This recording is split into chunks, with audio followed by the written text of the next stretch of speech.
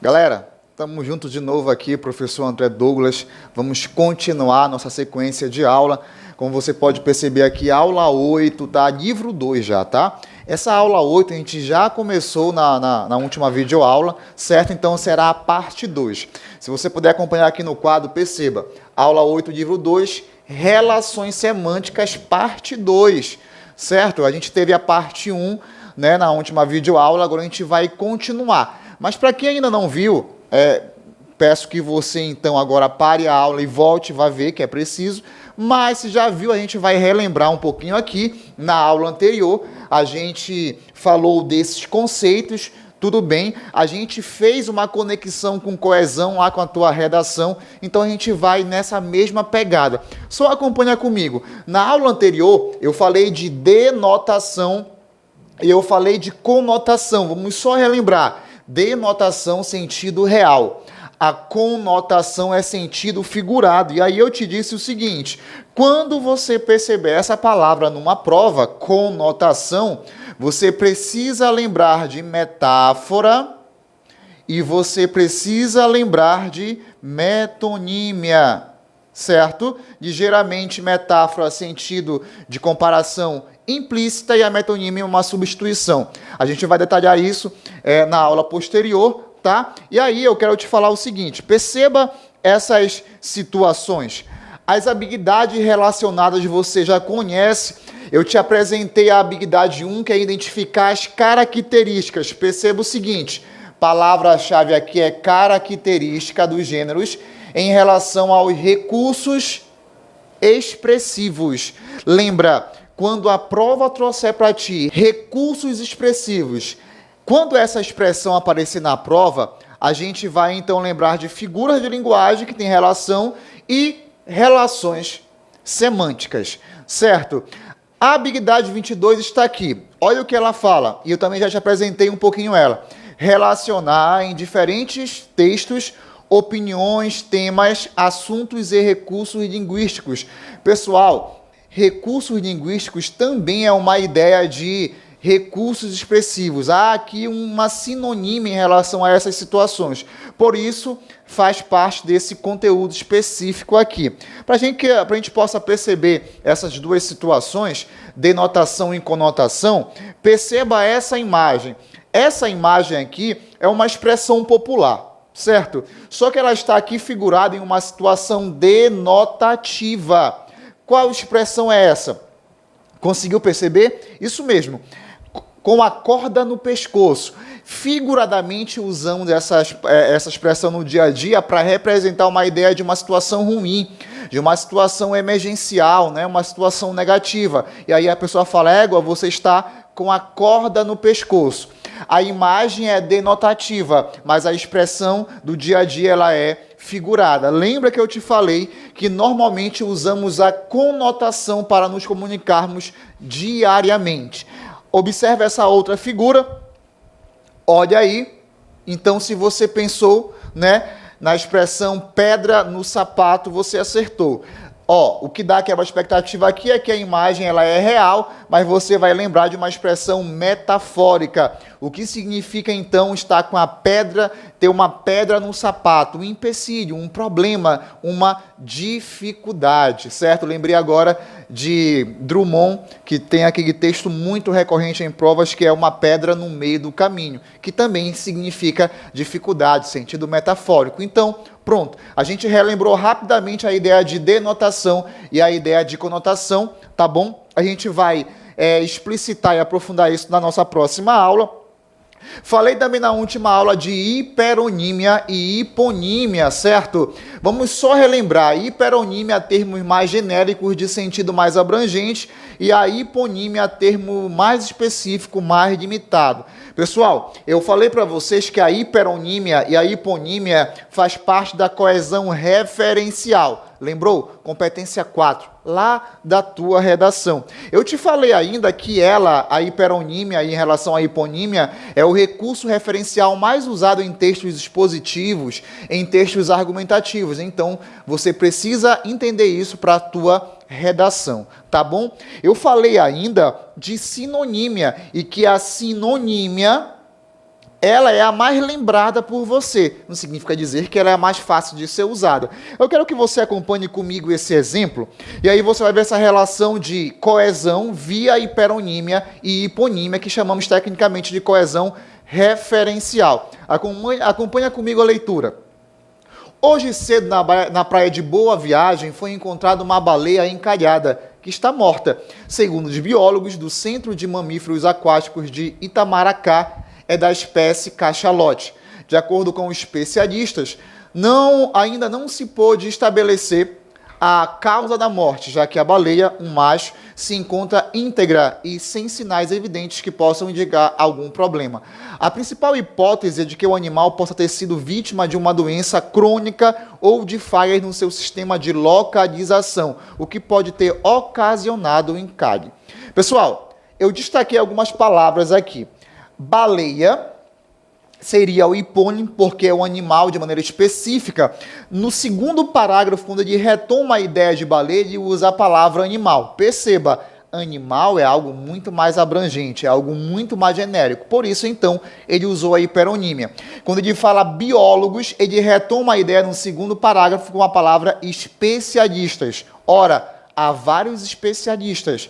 Ele colocou o campo semântico maior, mas como anteriormente ele já falou quem são esses especialistas, que no caso são os biólogos, você consegue ter o seu ponto de referência. Pronto, e assim a coesão, a progressão temática, ela é colocada em um texto usando os dois conceitos de hiperonímia e hiponímia. Tudo bem? Certinho aí? Tranquilo. Pessoal, na sequência falei de sinonímia. Lembra, nós estamos fazendo uma recapitulação rápida sobre os conceitos anteriores. A sinonímia são palavras de sentidos aproximados, que podem ser substituídas uma pela outra, dependendo do contexto. Pessoal, lembra, não é para você decorar o que é sinonímia, o que é hiperonímia. Não, para com isso. Isso é passado. A tua prova do Enem, ela pede para que você entenda que essas relações semânticas causam efeitos de sentidos. Efeitos de sentido. Ou seja, lembra da habilidade 1, você vai conectar essas relações, esses fenômenos semânticos aos gêneros textuais. Cada gênero vai usar recursos diferentes, de acordo com a sua especificidade, certo? É por isso que eu quero que você observe uma situação. Isso aqui é como se fosse um exemplo da redação e que eu vou usar a sinonímia para manter a coesão referencial. Acompanhe a leitura. A importância do respeito às religiões de origem africana foi lembrada pela aluna. A estudante queria fazer valer seu direito constitucional à prática religiosa. Aluna e estudante. É hiperonímia? Não, isso aqui é sinonímia. Nesse momento, essa troca foi usada para reiterar uma informação anterior via a sinonímia, coesão referencial também. Então, olhe um exemplo como se fosse a sua redação da sinonímia sendo usado para a coesão.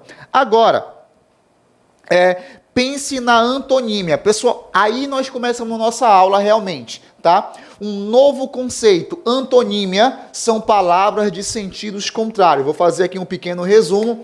Antonímia, sentidos contrários. Pronto, isso você já sabe. Professor, como é que isso é pedido na prova do Enem? Volto a falar. Você precisa olhar para os gêneros textuais. Aqui, uma propaganda. Observe que a propaganda vai usar a antonímia como um recurso de argumentação para o convencimento do interlocutor. Chegou a tinta de alta qualidade e preço baixo. Há um contraste entre a palavra alta e baixa, certo? Alto e baixo aí é uma ideia de contrariedade, é uma ideia de antonímia. Não é usada de qualquer maneira. Isso aqui é um recurso argumentativo para o convencimento desse público-alvo. É assim que você pensa em relações semânticas ligadas à habilidade 1 na prova do Enem. Não é para decorar, volto a falar. Você precisa entender que diariamente esses gêneros textuais aqui nesse caso a publicidade, ela vai se valer desses recursos para alcançar o seu objetivo textual. Trouxe para vocês aqui um outro gênero, música. Pronto, aqui Renato Russo, música mais uma vez. Pessoal, imagina agora aí, né, Renato Russo cantando no teu ouvido. Não vou cantar porque a minha voz não é boa, vai estragar a aula, certo? Mas uma música muito conhecida, certo? Agora imagina aí a situação, né, a melodia da música, que a gente vai fazer uma pequena análise. Perceba o início dela, mas é claro que o sol vai voltar amanhã. Tá até vontade de cantar, né? Ó, o autor começa como um conectivo de adição. Começa como conectivo de adversidade, o mais. Mas é claro que o sol vai voltar amanhã. Isso aqui é uma oração adversativa. Peraí, professor, por que já no início da música Renato Russo começa com uma adversidade? Ele não opôs nada antes. Não está claro aqui, mas há uma informação implícita. Mas é claro que o sol vai voltar amanhã? Peraí. Há quem diga que ele não voltará. Há uma informação implícita via o pressuposto. Lembra da aula passada que eu falei de compreensão e interpretação? Aqui nós temos uma informação implícita via o pressuposto marcado por um conectivo de adversidade, certinho? Mas eu quero que você perceba, para a ideia de antonímia, duas palavras. Escuridão já vi pior, de endoidecer gente sã. Espera que o sol já vem. Há uma oposição metafórica entre a palavra sol e a palavra escuridão. Conseguiu perceber? A música, ela é como se fosse uma ideia de autoestima, né? Uma ideia de autoajuda, que você possa ficar animado para as situações que acontecem no cotidiano que possam ser negativas. Eu quero que você pense rapidamente a relação de antonímia que existe aqui. Sol e escuridão seria um sentido metafórico, mas o que seria então de fato? O que de fato o Renato Russo quer dizer com a gente com a palavra sol e a palavra escuridão? Pensa um pouquinho aí. A gente pode substituir a palavra escuridão, por exemplo, sem alterar o sentido, por problema. Peraí. Se eu substituir a palavra escuridão por problema, o sol também será substituído. Se escuridão é problema, qual é o contrário de problema? Isso mesmo. Solução.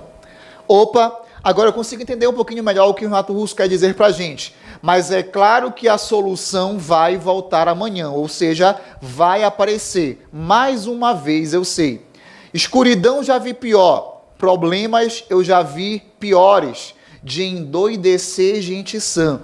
Espera que o sol já vem. Espera que a solução vai aparecer. Perceba que a antonímia nesse momento está aqui colocada de maneira metafórica para causar um efeito de sentido e de passar a mensagem dentro da música, nesse caso de Renato Russo.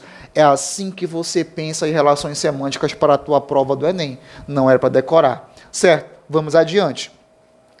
Homonímia. Pessoal, o prefixo homo em grego significa igual. Pronto. Vamos entender. É igual em alguma coisa. É a relação entre duas ou mais palavras que, apesar de possuírem significados diferentes, possuem a mesma estrutura fonológica ou morfológica, fono, som, morfológica, forma, e daí vão aparecer três classificações: as palavras homógrafas, palavras homófonas e os homônimos perfeitos. Se o prefixo significa igual, e se é uma palavra homógrafa, é porque é igual na grafia, ou seja, na escrita. Se é uma palavra homófona, é igual na pronúncia, certo? E será diferente no sentido. Se é um homônimo perfeito, será igual na grafia e pronúncia.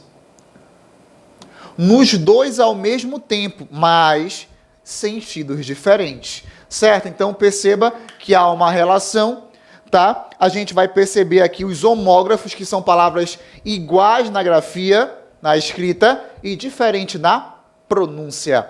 Rapidamente, um exemplo aqui. O gosto está excelente. O gosto é substantivo. Eu gosto de viajar bastante. Eu gosto é um verbo.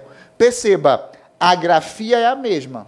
Tudo bem, a pronúncia é diferente. O sentido também é diferente. Aqui embaixo há alguns exemplos para que você possa perceber essa relação almoço e almoço. O almoço já está pronto? Eu almoço ao meio-dia. Eu almoço ao meio-dia. Nesse caso, o verbo. A grafia não mudou. A pronúncia sim, o sentido também. Tudo bem, isso são os homógrafos. Homófonos, igual na pronúncia, na fala, a escrita, ela será diferente. Pequena relação aqui de palavras homófonas, acento com C, acento com 2 S, acento com C é o sinal gráfico de sílaba tônica, tudo bem, e acento com S tem a ver com banco, tem a ver com o verbo sentar, certo? Ascender, subir, ascender por fogo. Então, eu tenho aqui palavras homófonas, vamos perceber isso em ação, dentro de um gênero, nesse caso aqui, a tirinha. Ó, adoramos cestas, adoramos cestas, adoramos cestas. Pronúncia foi a mesma.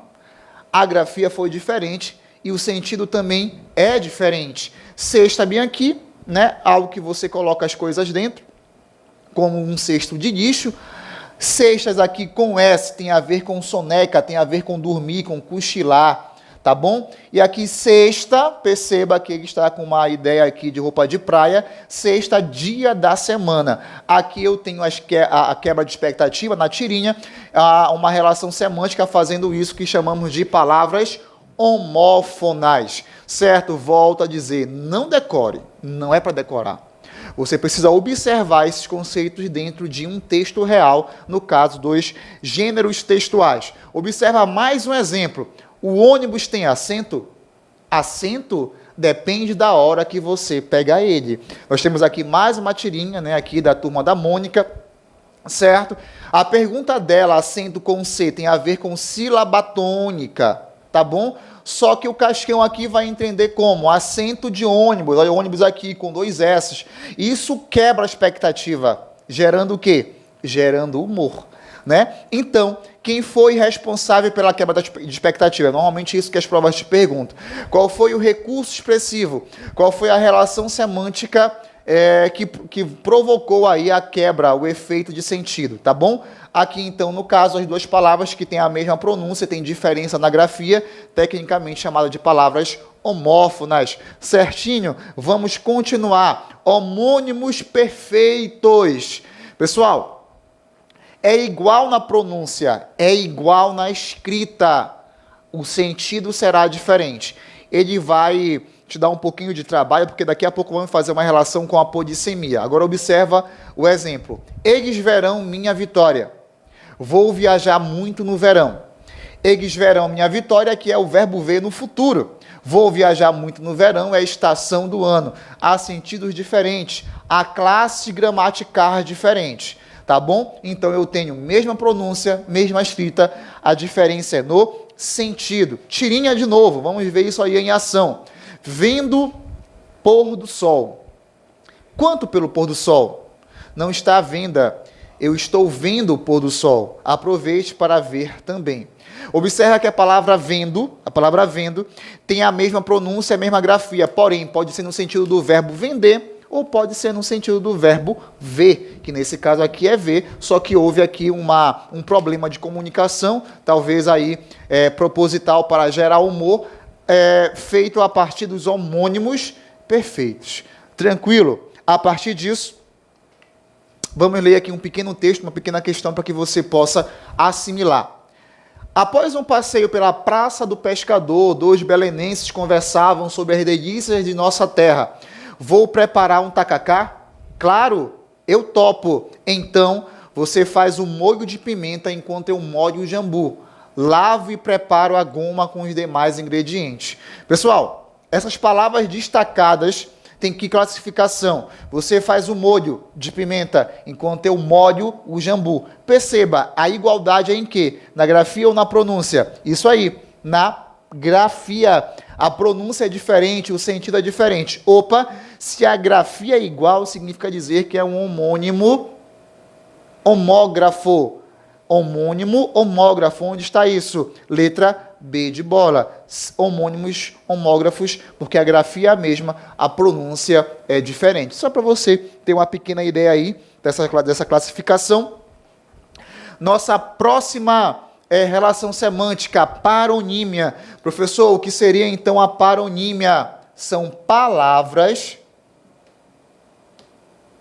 parecidas. Palavras parecidas. Tudo bem? Não confunde com homônimos. Homônimos há uma igualdade ou fonológica ou morfológica. Na paronímia, há uma aproximação na escrita e há uma aproximação também na fonia, mas não vai ser exatamente a mesma escrita e nem a mesma pronúncia. Mas por ser próximo, isso aí você pode confundir uma palavra com a outra, e isso numa redação é um problema lá na competência 1, certo? Você também vai mudar o sentido. Rápidos exemplos aqui. O tráfico era intenso naquela estrada. O tráfico de escravos é uma vergonha em nossa história. Perceba, entre tráfego e tráfico há uma mudança da vogal, o E e o I. E essa pequena mudança também muda o quê? O sentido. Tráfego, ideia de trânsito, movimentação de veículos, de pessoas. Tráfico, algo ilegal, crime, certo? Como o tráfico de drogas, aqui nesse caso, tráficos de escravos. Então, eu tenho parônimos. Há alguns exemplos aqui de parônimos. Isso é muito comum acontecer, essa confusão no dia a dia e também na tua redação, como a palavra eminente, iminente. A palavra eminente é uma pessoa relevante, é algo importante, é algo que se sobressai. Iminente é algo prestes a acontecer. Ratificar, retificar, palavras muito usadas também aí na televisão, no dia a dia, mas às vezes equivocadamente. Ratificar é confirmar e retificar é corrigir. Tudo bem? São exemplos de paronímias, certo? A podissemia, então. Aí sim, vamos com calma aqui na podissemia. Desde já, a podissemia, juntamente com a ambiguidade, é a relação semântica que o Enem mais cobra. Normalmente a podissemia e a ambiguidade. Vamos lá. Podissemia, palavra grega, pod, muito semia, expressão, palavra. Professor, então, o que seria aqui uma podissemia? Podissemia, presta atenção, uma palavra, essa informação é importante, tá? Uma palavra com vários sentidos. Uma palavra com vários sentidos. Quem é que vai mudar esse sentido, já que é a mesma palavra? Os contextos. Lembra que as relações semânticas têm a ver com significação, tem a ver com sentido, tem a ver com contexto. Certo? Eu quero que você perceba essa tirinha que diz o seguinte: minha mãe usa roupas de marca. Eu também tenho várias. Essa aqui tem marca de caqui, da semana passada. Houve uma quebra de expectativa, lógico, porque a palavra marca dita pela primeira criança é a marca de roupa, né? Marcas aí que são caras, que são baratas, depende aí da marca. No caso, o outro garotinho entendeu que é marca, por exemplo, de fruta, de sujeira, né? De alguma coisa que caiu na roupa e ficou lá, né? Como um suco, como aqui o caqui, que é uma fruta. Pessoal, por que é a mesma palavra? Porque você consegue encontrar essa igualdade semântica. Marca é a mesma palavra, só que eles entenderam em sentidos diferentes, porque os contextos serão diferentes na cabeça de um e na cabeça de outro. Isso é a podissemia. A gente vai aprofundar isso, porque agora eu quero que você perceba essa relação. Podissemia versus homônimos perfeitos. Pessoal, se a podissemia ela é uma palavra, também terá a mesma grafia e terá a mesma escrita. Os homônimos perfeitos também se comportam da mesma maneira. Professor, então qual é a diferença? Como é que eu consigo identificar quem é quem? Vamos lá, com calma. Acompanhe o raciocínio. A podissemia, por ser uma palavra, não importa os contextos, não importa os sentidos diferentes. Você sempre encontrará uma convergência de sentido. Você sempre encontrará uma união desses sentidos. Por quê? Porque é exatamente a mesma palavra. Mais uma coisa, a podissemia, ela se relaciona também com um conceito de denotação e conotação. Se uma palavra assume valor real e depois assume valor metafórico, figurado, por natureza, essa palavra já tem um caráter polissêmico. Tudo bem? O que não acontece na homonímia perfeita. Pessoal, a homonímia perfeita são palavras de etimologias diferentes, que terá uma igualdade na grafia e na pronúncia, mas os sentidos são totalmente divergentes. Não há essa igualdade porque não é uma polissemia, não é a mesma palavra, são no mínimo duas palavras. Acompanhe esse exemplo aqui de polissemia. O rótulo mostra os ingredientes de um produto. Já quem põe rótulos nas pessoas mostra ingredientes de si mesmo, né? Há uma tirinha fazendo uma crítica ao comportamento humano, achei muito bacana, por isso eu trouxe esse exemplo. Aqui a quebra de expectativa está na expressão rótulo. A menina fala de rótulo no sentido literal, que é o rótulo de alguma lata, de algum refrigerante, que fala justamente sobre os ingredientes, e ele fala de rótulo no sentido metafórico. Rotular uma pessoa é classificar, é adjetivar uma pessoa. Perceba, aqui há um sentido real. Ele usa um sentido metafórico, mas as palavras são as mesmas. Eu consigo achar um ponto de igualdade entre um contexto e o outro, que é a ideia de marcar, é a ideia de adjetivar, é a ideia de classificar alguma coisa, certo? Agora acompanhe o sentido de homonímia perfeita. O governo prometeu luz mais barata. Só luz tá bom, barata já tem muita. Pessoal, efeito de sentido, quebra de expectativa. Palavra barata. Ela, barata, fala aí num sentido de ser um preço mais baixo, só que ele entende como um animal, a barata. Pessoal, mesma grafia, mesma pronúncia, diferença no sentido. Mas além de ser diferente no sentido, as palavras são totalmente diferentes. Não são as mesmas palavras, são duas palavras distintas. Uma coisa é preço baixo, outra coisa é o animal, tá? Barata. Então eu tenho aqui uma homonímia perfeita. Tudo bem? Tranquilo? Treina isso aí. Estuda esses dois conceitos. Para você perceber como é que isso aparece na prova do Enem, uma questão muito batida e que é muito didática até. Vamos ler o comando de questão que a gente consegue identificar a ambiguidade.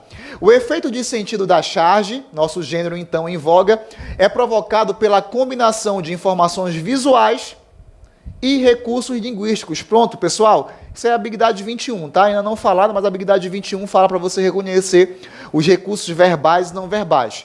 No contexto da ilustração, a frase proferida recorre a, observa, rede social. Rede social aqui em casa é outra coisa.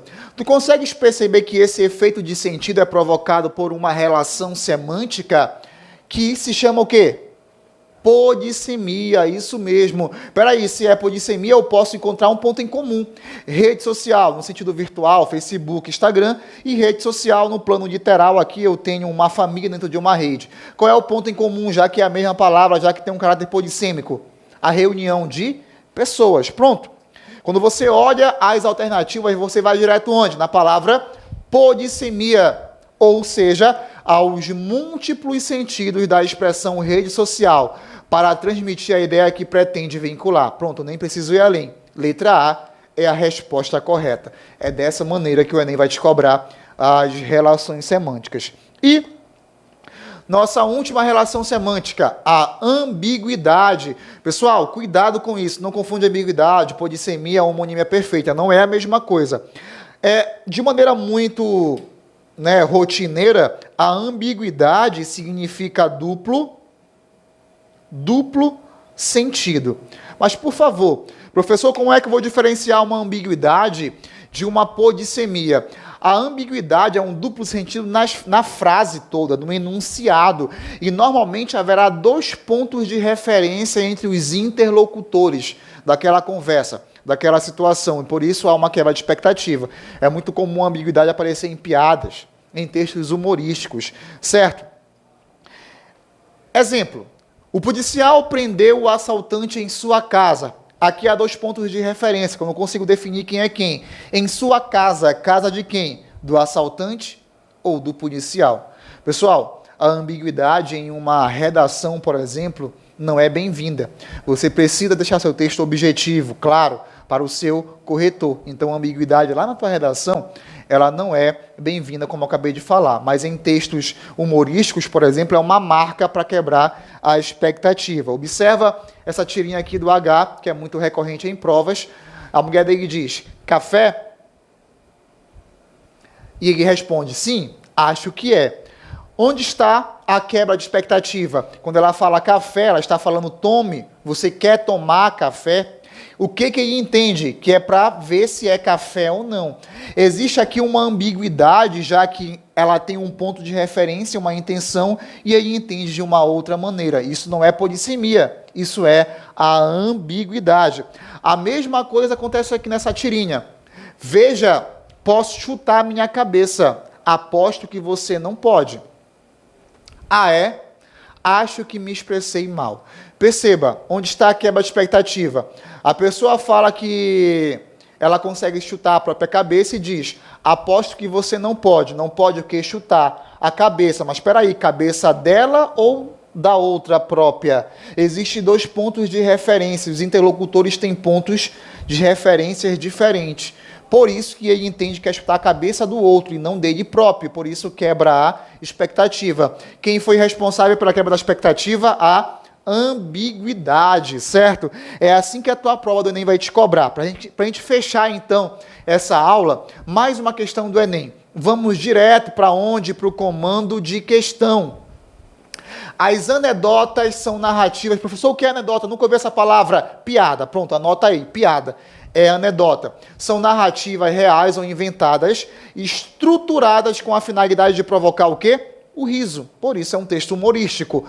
O recurso expressivo que configura esse texto como uma anedota é, pessoal, palavra-chave, recurso expressivo que configura, que caracteriza o gênero. Está falando de quem? Ambiguidade 1. Vamos ler. Para onde vai essa estrada? Sou Augusto. Para onde vai essa estrada? O senhor Augusto diz, eu moro aqui há 30 anos. Ela nunca foi para parte nenhuma, não. Só Augusto, eu estou dizendo se a gente for andando, aonde a gente vai?